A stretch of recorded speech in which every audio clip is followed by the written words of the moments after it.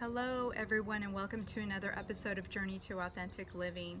Thank you so much for tuning in, and if you're not subscribed to my YouTube channel, please do by clicking the red button. And for those of you who are subscribed, thank you so much for doing that. Today's video is inspired by a Instagram follower of mine, and her name is Lily. So thank you, Lily. I know that you also subscribe to my YouTube channel.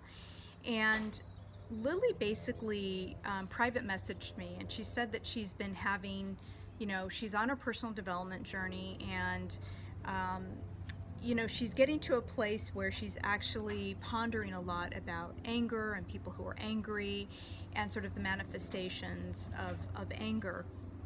It's a huge topic, as you can imagine, but she noticed she noticed actually sort of these opposite sides to anger, and I want to go ahead and address those because these are very good. So thank you, Lily.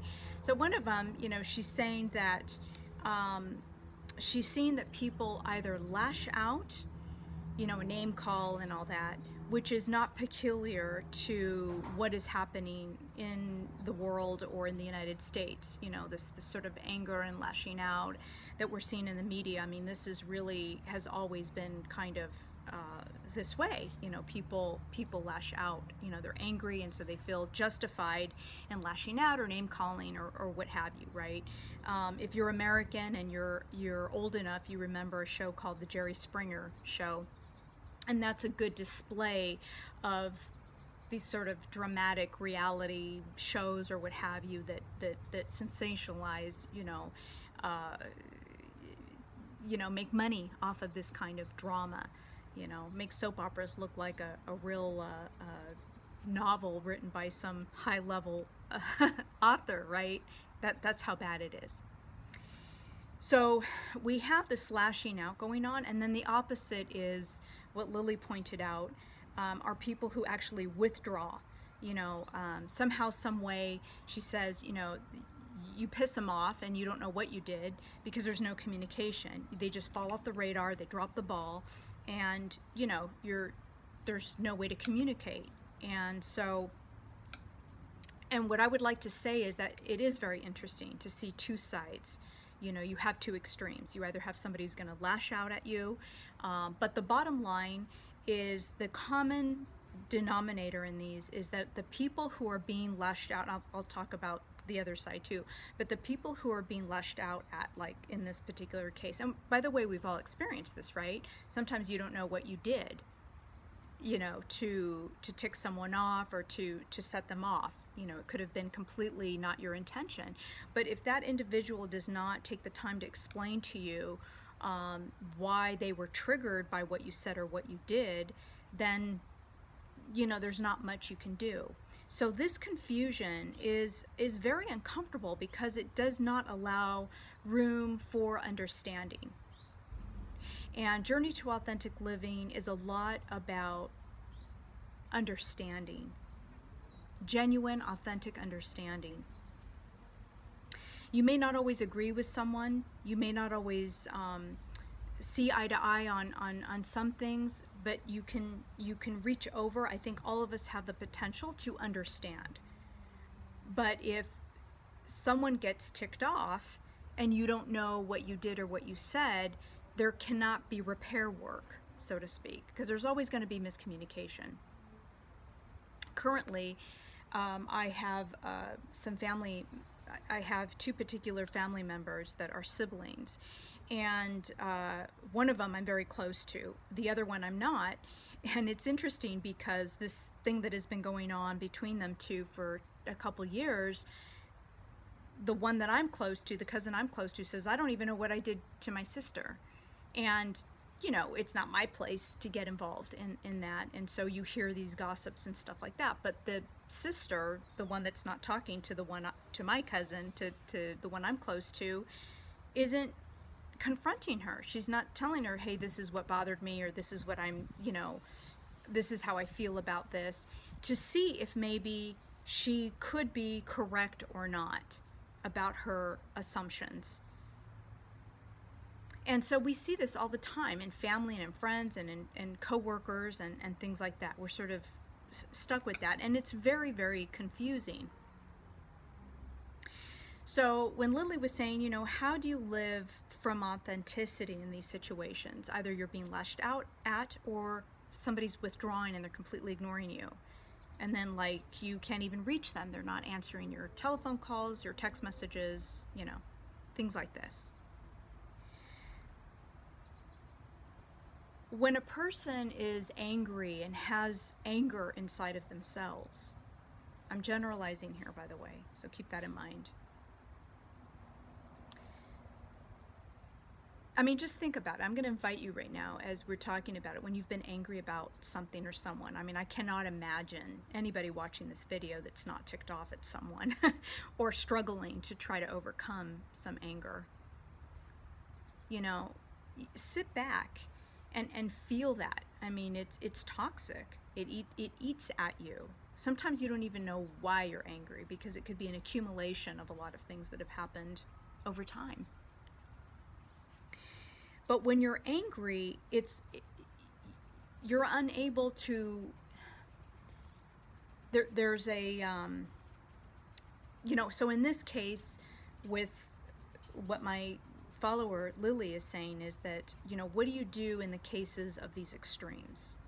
They're either lashing out, or they're completely ignoring you. And there actually really isn't a whole lot you can do until you get feedback from that individual. I mean, you can't work with what you don't have, with what you don't know.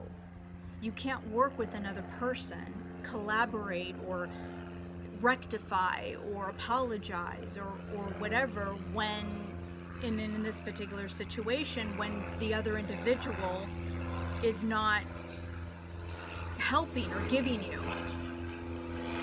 feedback, right? So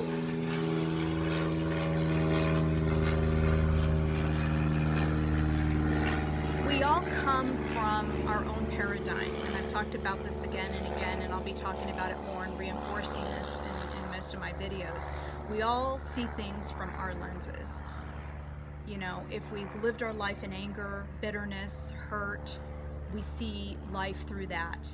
We, you know, if we've lived life through, you know, optimism for the most part, and people, you know, we've had successes in our life, we're going to learn, or we're going to view things from that point of view. And that's why you have a lot of people that say, you know, oh, just chin up, you know, it's going to get better, because maybe their point of view is different. What they've lived in their life is very different. So, you know, it's relative.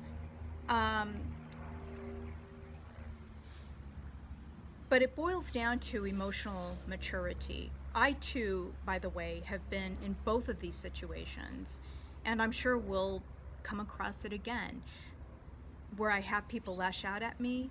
And, you know, for a long time, because I lived in a family dynamic with the women mostly on my mother's side, and I've shared this as well in other videos, you know, it was unsafe to disagree. It was unsafe to, you know, you were either with them or against them.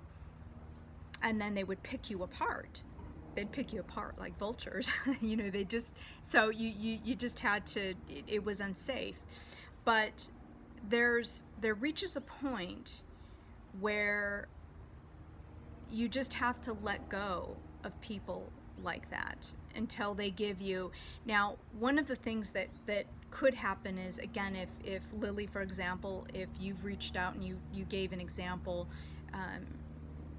of a couple things that had happened to you where you really didn't know what you did to that other individual, you can ask, you know, either haven't heard from you, or, you know, what is this reaction about? That could be a question. If someone starts lashing out or going off, you can ask the question, you know, what is this about? I'm unclear about what is going on. And if that person still wants to justify, well, then that's where they're at.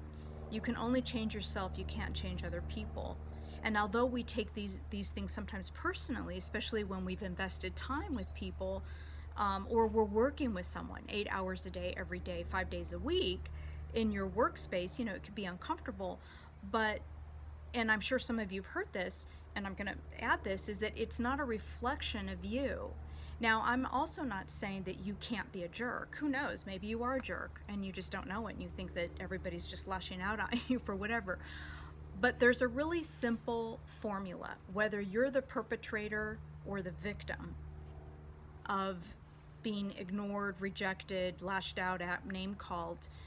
It's up to you to change that emotionality within yourself. We can only change ourselves.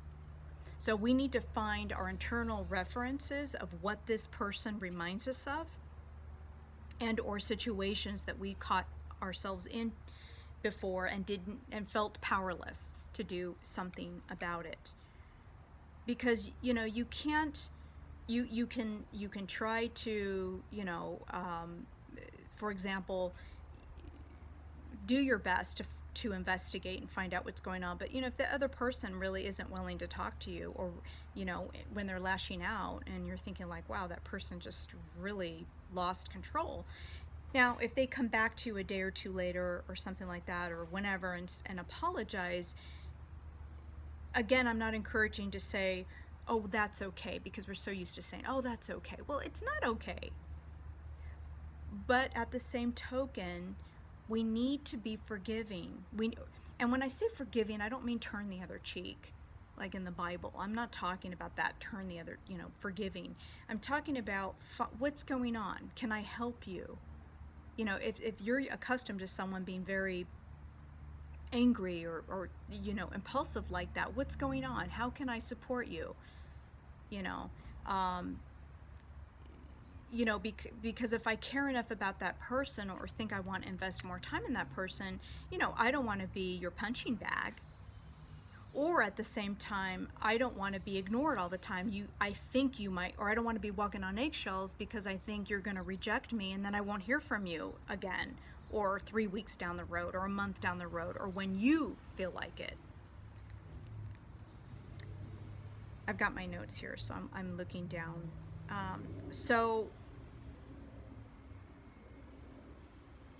To integrate and to fully understand the concept on a deeper level of what it is,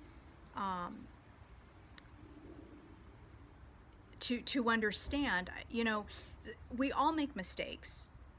If we said or did something, it is up to the other person to inform us that they were triggered or we were triggered. And this goes, by the way, what I'm talking about also is the other way.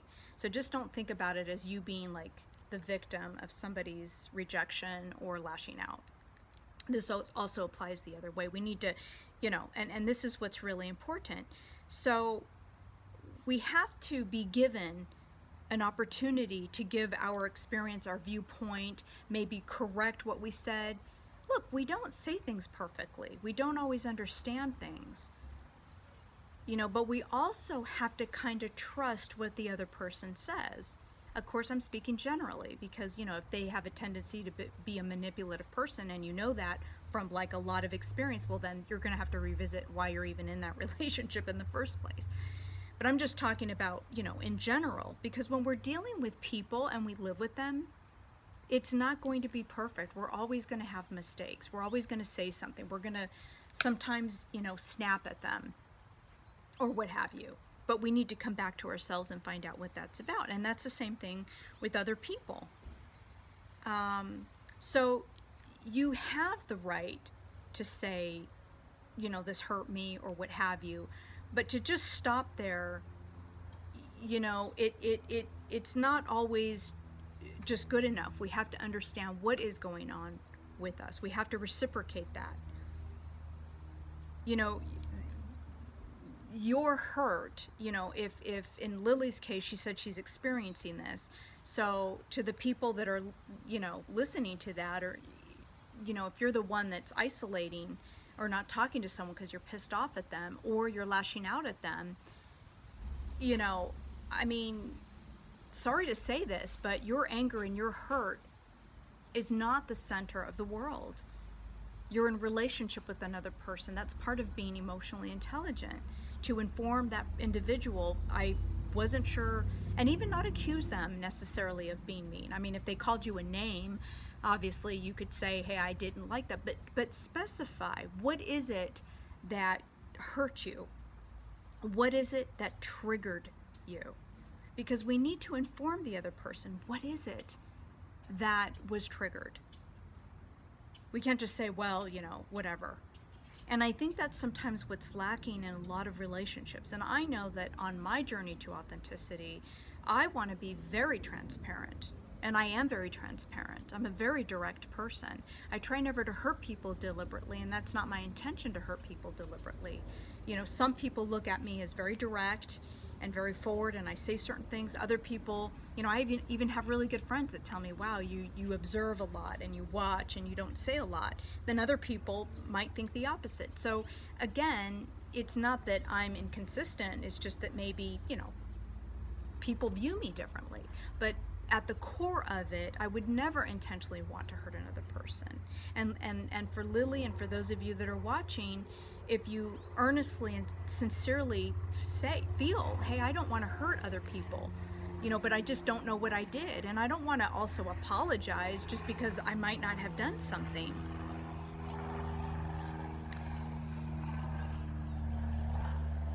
Another thing that keeps people angry, and when I was talking about the center of the world, you know, we forget when we're pissed off and angry, we forget that our anger is just ours. We're not it's so hard because our view is so myopic, it's so narrowed. You know, we're pissed off, or we're triggered, or we're this, and I'm hurt, and I, me, that we don't stop and say, this is what I heard from that person. I still need to give that individual the benefit of the doubt. And this is all about better communication. So, you know, I do know people, and I gave an example earlier of a family member, you know, whether, you know, some of these people, and I hear this also in personal development communities and spiritual communities, and I myself have probably been guilty of this.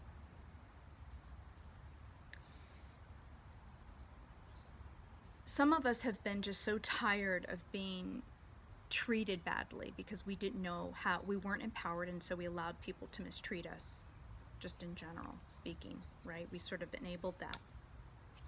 Once you become empowered, that anger and that shifts. So to have the mentality to say, well, I'm just going to find like-minded people and that's all I'm going to deal with. But that's not reality. Your inner circle of people is going to be a lot smaller than the people that you actually deal with on a daily basis. So when I hear people, even on Facebook, you know, people unfriending each other and all that stuff, and, you know, of course, if it's somebody that is definitely, you know, violent or has violent communication and, again, is unwilling to dialogue and things like that, well then, you know, but again, I am just giving you a generality right now. So when you're in intimate relationships, friendships, you have acquaintances, you have a job, you can't just stop talking to people. Your inner circle, that's fine. On the weekends or when you want in your private personal time, you can definitely, I mean, I'm not saying anything about you not being around like-minded people, but that circle is going to be small or smaller usually. I mean, you still have to deal with the store clerks, you have to deal with bosses and employees, co-workers, everyday people, neighbors maybe, pet sitters, I don't know, just you name it. You name all the people that are outside of your inner circle, your like-minded little circle, and you realize that what are you going to do? Are you going to avoid everybody because they triggered you? So this is about taking responsibility. And I was going to give, you know, one of the things I actually wrote down was, you know, you're allowing yourself to be irresponsible because you can't avoid entirely, you know, these situations.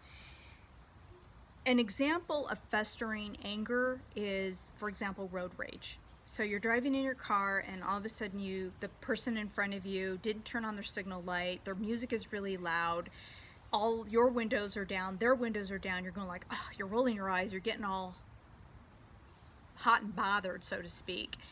And and then all of a sudden you start talking about it and you start thinking about it, and then before you know it, half of your day or all of your day is kind of ruined and you're in a bad mood because of somebody else. And guess what? That's somebody else who's driving with the loud music and that didn't turn on the signal light because they didn't know or care. They don't care about you. They don't even know who you are. They don't know that you exist. They won't even remember what your car looks like.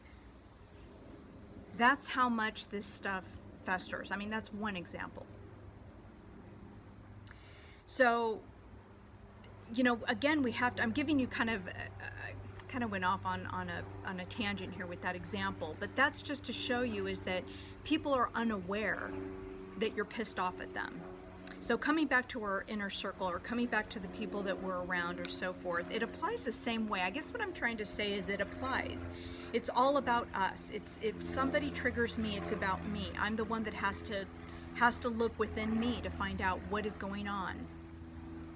So we can't constantly be letting go of friends. Now, I am a big believer in what I call cleaning house. I've always used this term. I don't even know where I got it. Cleaning house. So it's definitely true that you want to be aligned with people in your inner circle.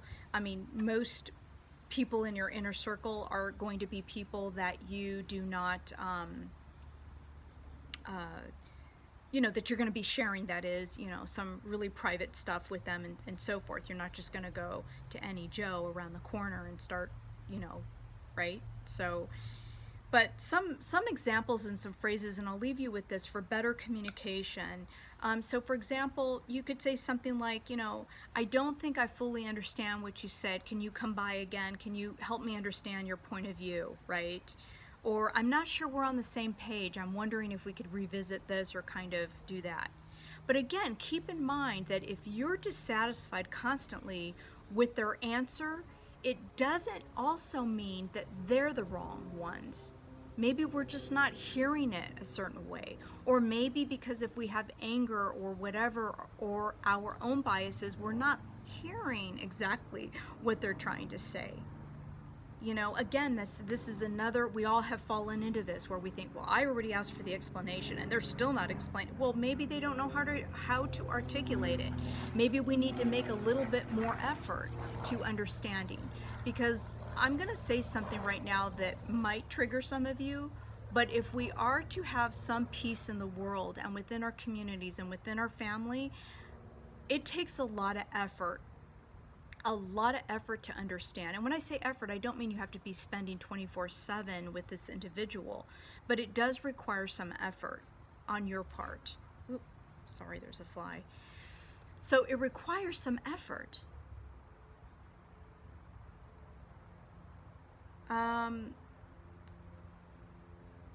And sometimes people hide with the like-minded people because they confirm their biases, or they confirm, it's like, oh, they have the pity party or something like that. Of course, I'm generalizing again. So I'm going to leave you with this. Lily, thank you for this question. Thank you for opening up to this. I hope this has been helpful. The only thing you can do is better communicate, ask, if there's something that you could help to understand better why this person lashed out, or if you have an opportunity, if somebody has actually rejected you or ignored you, to ask them for some feedback. Most often people will, don't be surprised if the majority of people don't give you the feedback because they don't even know. Because I think sometimes they don't even know, and that's not your problem. That's their personal development journey. Whether they get on the highway or not, it's not your problem. And again, you can't after you've asked for clarification or said, hey, I haven't heard from you or whatever, or you lashed out on me and let's talk about it, and that person just continues to just want to be stubborn about their position, then at that point it's not worth even spending time with that person, because it's just going to make your life miserable. I mean, you're going to be encountering these situations all the time, and it's very frustrating. That's the kind of energy that you don't want to put effort in. But anyway, I'm encouraging you all to live authentically, empower yourselves, and I will be talking soon. Ciao.